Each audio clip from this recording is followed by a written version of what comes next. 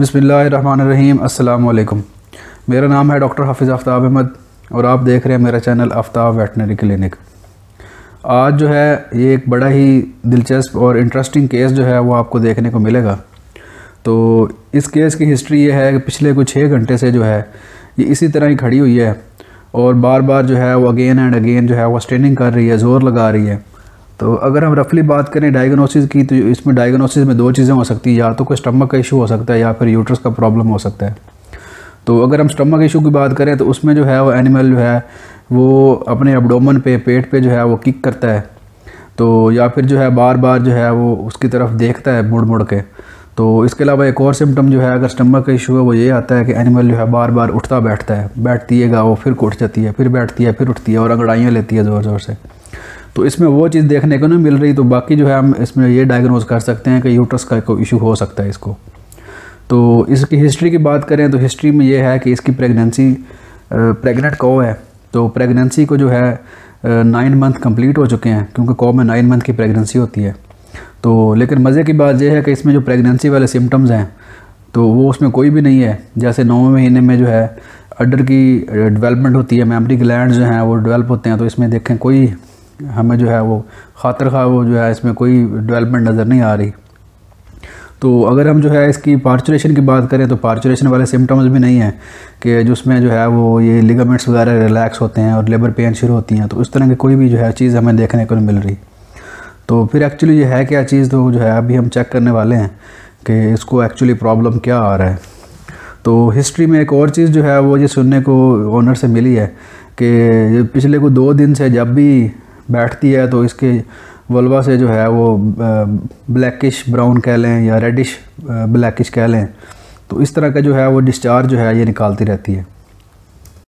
तो अभी जो है ये मैं इसको चेक कर रहा हूँ, तो अभी जो है वो कंफर्म हो जाएगा कि एक्चुअली इसको प्रॉब्लम क्या है। तो हाथ डालने पे ऐसे फील हुआ है कि इसकी जो सर्विक्स है वो कम्प्लीटली ओपन है। तो जैसे पार्चुरेशन में ओपन होती है, सर्विक्स कम्प्लीटली ओपन है। तो लेकिन जो है वो यूट्रस का जो रास्ता है वो अपना सर्विक्स का रास्ता वो काफ़ी तंग है। तो जो इसका बेबी है वो सर्विक्स के अंदर जो है इंगेज हो चुका है, तो लेकिन वो उससे बाहर नहीं आ रहा।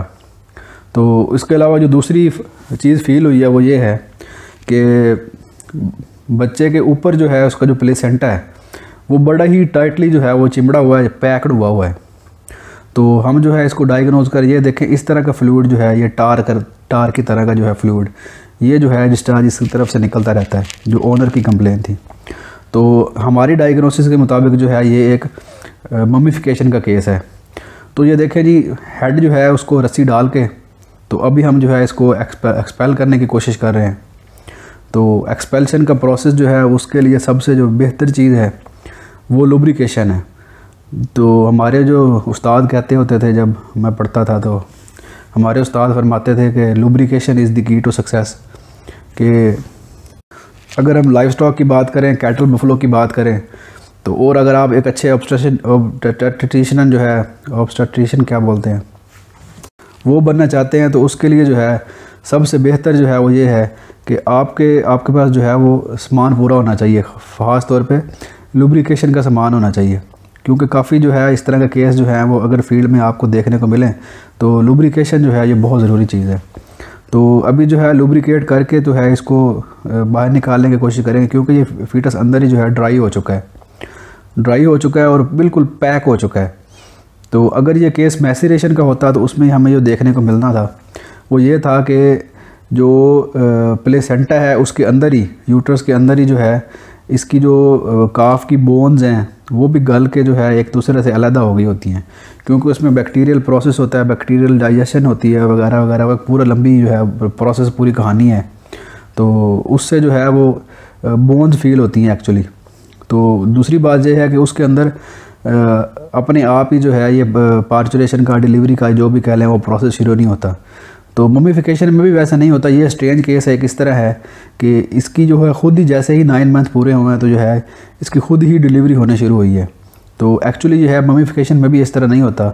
तो पता तब चलता है जब जो है कौ के दिन पूरे हो जाते हैं और वो कोई डिलीवरी नहीं होती। तो जब चेक करवाते हैं ओनर हजरात तो तब जो है वो एक्चुअली पता चलता है कि ये फीटल ममीफिकेशन का या मैसीरेशन का केस था। तो इसमें जो है बच्चा निकालते हुए जब भी आपने बेबी पुल करना है तो उसके लिए जो सबसे बेहतर पोजीशन है वो ये है कि आप जितने अडर के करीब होंगे, अडर के करीब रह के जो है आप उसको जो है पुल करेंगे तो ये बहुत ज़्यादा ईजी हो जाएगा। तो ये देखें जी, बेबी बाहर आ चुका है। तो इसके ऊपर जो है प्लेसेंटा भी आपको बड़े अच्छे से जो है वो नज़र आ रहा होगा। तो प्लेसेंटा के जो प्लेसेंटोम्स हैं वो भी बड़े अच्छे से विजिबल हैं। तो ये फुली जो है एक्चुअली जो बुक में डिस्क्रिप्शन है मम्मीफिकेशन की, वो 100% वो चीज़ तो नहीं है, क्योंकि उसी तरफ जा रहा है। अभी जो है वो कंप्लीट प्रोसेस जो है वो इसकी, क्योंकि इसकी ये देखें जो इसके अंदर फ्लूइड है वो काफ़ी हद तक अब्जॉर्ब हो चुका है, तो ये ड्राइनेस की तरफ जा रहा है, लेकिन फुल अभी ड्राई नहीं हुआ। तो अगर हम इसको डिफरेंशिएट करें मैसीरेशन से, तो मैसीरेशन में जो चीज़ देखने को मिलती है वो ये है कि बेबी जो है उसकी कम्प्लीटली जो है उसकी स्किन भी और उसके सारे ऑर्गन्स वगैरह वो जो है जज़ब हो गए होते हैं, तो अब्जॉर्ब हो जाते हैं और बोन जो हैं वो देखने को मिलती हैं। तो ये पूरा इंटैक्ट बेबी जो है इस मम्मीफिकेशन में देखने को मिलता है, जो हमें नज़र आ रहा है। तो इसके अलावा जो एक और डिफरेंस है वो ये है कि मैसीरेशन में बड़ी ही प्यूट्रिड किस्म की और बड़ी फाउल गंदी किस्म की स्मेल जो है वो आती है। तो लेकिन जब भी मैं ही जो है इसको अपने हाथ से जो है इसको इसकी प्लेसेंटा को साइड पे करके तो बाहर निकाला है मैंने खुद, तो कोई स्मेल जो है वो हम नहीं देखने को मिली, नहीं हमें फील हुई। तो इसके अलावा एक और डिफरेंस जो है अगर हम बात करें मम्मीफिकेशन और मैसीरेशन की, वो ये है कि मैसीरेशन में क्योंकि जो है बैक्टीरियल डाइजेशन होती है और सारे जो प्रोसेस हैं बैक्टीरिया के जो अगर किसी वुंड में या किसी जगह पे भी जहाँ पे बैक्टीरिया बहुत ज़्यादा इकट्ठे हो जाएं, वो यूट्रस में इकट्ठे हो जाएं, तो उससे क्या होता है कि वो यूट्रस की इतनी ज़्यादा डैमेजिंग हो गई होती है कि उसके बाद जो है वो उस एनिमल की प्रेगनेंसी जो है ये भी एक क्वेश्चन मार्क होती है। तो लेकिन मम्मीफिकेशन में जो है वो ये नहीं होता। मम्मीफिकेशन में मोस्टली एनिमल जो है वो बाद में भी ब्रीडिंग के काबिल रहते हैं।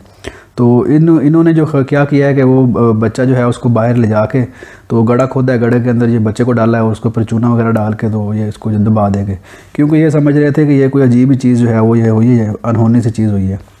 तो इस सारे प्रोसेस के बाद जो है मैंने जो है ऑक्सी की टैब्स मिलती हैं बाज़ार से, वो जो है इस काऊ की यूट्रस में रखी हैं और इसको जो है सेफ्टिफर सोडियम के इंजेक्शन और साथ में मेलॉक्सिकैम वगैरह वो हम जो है इसको 2 दिन लगाया है। तो ये तीसरा दिन है, तीसरा दिन देखें ये फुल जो है हीट में आई हुई है। तो ये एक बड़ी ही जो है मज़ीद जो है वो हैरानी वाली बात है। आमतौर पे इस तरह नहीं होता है, एटलीस्ट जो है 15-20 डेज़ के बाद जो है एनिमल हीट में आता है।